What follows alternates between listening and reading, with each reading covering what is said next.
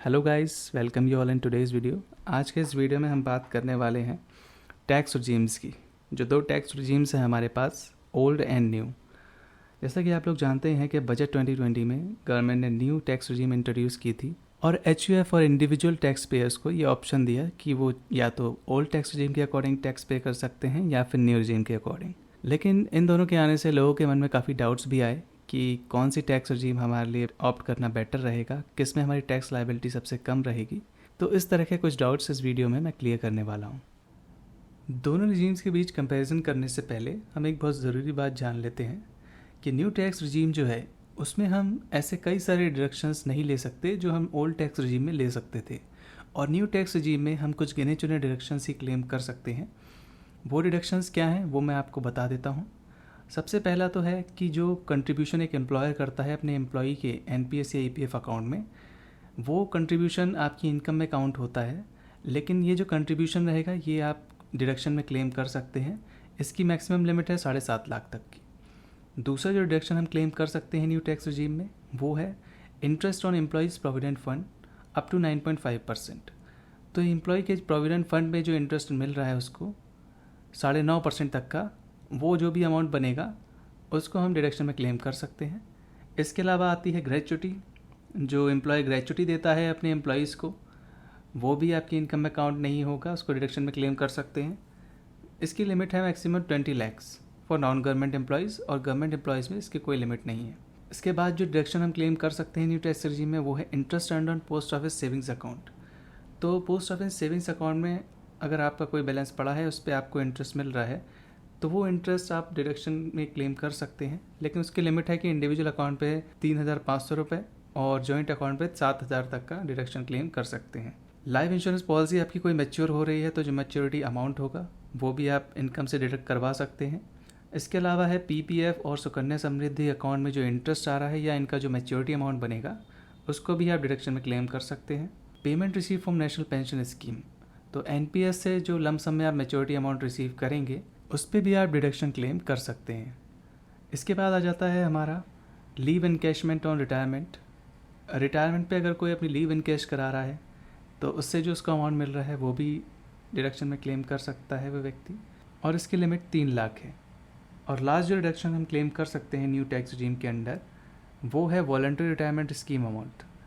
तो अगर कोई व्यक्ति VRS ले रहा है और VRS लेने पर उसको जो मॉनेटरी बेनिफिट्स हो रहे हैं वो भी टैक्स एग्जेम्पशन के लिए एलिजिबल हैं, और मैक्सिमम लिमिट इसमें 5 लाख है दोनों ही रिजीम्स में, न्यू में भी और ओल्ड में भी। तो ये थे कुछ डिडक्शंस जो हम न्यू टैक्स रिजीम में भी क्लेम कर सकते हैं ओल्ड के साथ साथ। आइए अब हम देख लेते हैं कंपैरिजन ओल्ड और न्यू टैक्स रिजीम के बीच। आप देख सकते हैं ये चार्ट मैंने बनाया हुआ है, इसमें इनकम टैक्स स्लैब्स दिए हुए हैं और न्यू रिजीम में कितना % इनकम टैक्स लगेगा और ओल्ड रिजीम में कितना % लगेगा वो दोनों ही शो किया हुआ है। तो सबसे पहला ब्रैकेट है 0 to 2.5 लाख। तो अगर आपकी टैक्सेबल इनकम 2.5 लाख तक है तो आपको कोई टैक्स पे नहीं करना है, ना ही ओल्ड रिजीम में ना ही न्यू रिजीम में। उसके बाद आता है ब्रैकेट 2.5 लाख से 5 लाख तक का, जिसमें न्यू और ओल्ड दोनों ही रिजीम में 5% का इनकम टैक्स देना होगा। लेकिन जो अंडर सेक्शन 87A रिबेट मिलेगी आपको, उसके तहत ये टैक्स भी निल हो जाएगा।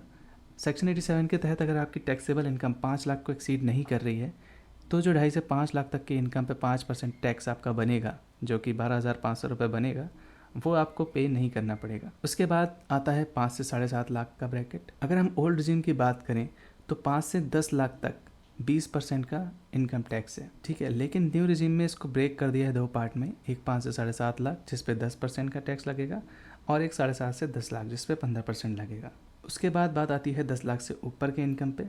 अगर 10 लाख से ज़्यादा है आपकी टैक्सेबल इनकम तो ओल्ड रिजीम में आपको 10 लाख से जितनी भी ज़्यादा है उस पर फ्लैट 30% इनकम टैक्स देना होगा।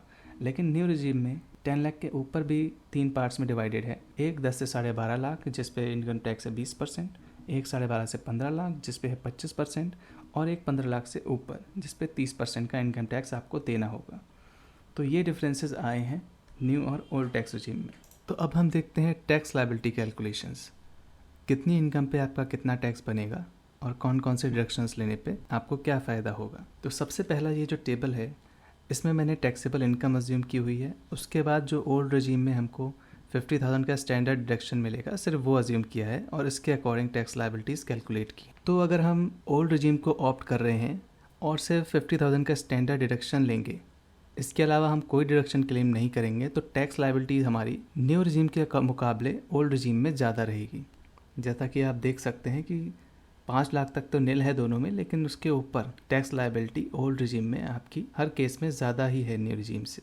उसके बाद हम सेकंड केस देखते हैं। इसमें मैंने सिर्फ 2 डिडक्शंस अज्यूम किए हैं, एक तो स्टैंडर्ड डिडक्शन 50,000 का और सेक्शन 80C में 1.5 लाख का डिडक्शन। तो अगर कोई व्यक्ति सिर्फ यही 2 डिडक्शन ले रहा है तो उस केस में क्या कंपैरिजन बनेगा, ये वो है। तो आप देख सकते हैं कि जब हम 80C का डिडक्शन क्लेम कर रहे हैं तो हमारी जो टैक्स लायबिलिटी है वो 10 लाख तक की इनकम पे तो ओल्ड रिजीम में कम है न्यू रिजीम के मुकाबले, लेकिन जब 10 से ऊपर हम जा रहे हैं तो जो टैक्स लायबिलिटी हमारी है वो न्यू रिजीम में कम बन रही है और ओल्ड रिजीम में ज़्यादा बन जा रही है। तो इससे हमें पता चल रहा है कि अगर हम सिर्फ यही 2 डिडक्शन ले रहे हैं और हमारी इनकम 10 लाख तक है तो हमारे लिए बेटर रहेगा ओल्ड रिजीम ऑप्ट करना, लेकिन अगर 10 लाख से ज़्यादा है तब हम न्यू रिजीम ऑप्ट कर सकते हैं। थर्ड टेबल मैंने बनाया हुआ है, इसमें मैंने 3 डिडक्शंस अज्यूम किए हैं, एक सेक्शन 80C का 1.5 लाख, एक स्टैंडर्ड डिडक्शन 50,000 और एक वॉलंटरी कंट्रीब्यूशन टू NPS 50,000। तो टोटल डिडक्शन हमारा हो जाता है 2.5 लाख। तो इसमें हम देख रहे हैं कि अगर ये तीनों डिडक्शन कोई व्यक्ति ले रहा है तो उसके लिए बेनिफिशियल ओल्ड रिजाइम ही है इन एनी केस, चाहे उसकी इनकम कितनी भी हो। उसकी टैक्स लायबिलिटी या तो बराबर बनेगी न्यू टैक्स रिजीम के या फिर उससे कम ही बनेगी अगर वो और ज़्यादा डिडक्शंस ले लेता है। तो इन 3 टेबल को देखने के बाद हम इस कंक्लूजन पे पहुंच सकते हैं कि अगर आप डिडक्शंस क्लेम कर रहे हैं जितने अवेलेबल हैं, अगर आप वो सारे डिडक्शंस क्लेम कर ले रहे हैं तो आपके लिए बेनिफिशियल ओल्ड रिजाइम ही है और न्यू रिजाइम आपको ऑप्ट नहीं करनी चाहिए। लेकिन अगर आप चाहते हैं कि जो आप सेक्शन 80C में 1.5 लाख डाल रहे हैं वो आपको ना डालना पड़े, उस पैसे का आप कहीं और यूज़ करना चाह रहे हैं, कहीं और यूटिलाइज़ करना चाह रहे हैं, तो वो क्लेम नहीं करेंगे आप, तो उस केस में आप न्यू रिजाइम ऑप्ट करके उस पैसे को कहीं और किसी और इंस्ट्रूमेंट में जहां आप चाहें वहां डाल सकते हैं। तो ये था एक छोटा सा कंपैरिजन न्यू और ओल्ड टैक्स रिजीम में इनकम के अकॉर्डिंग। Thank you.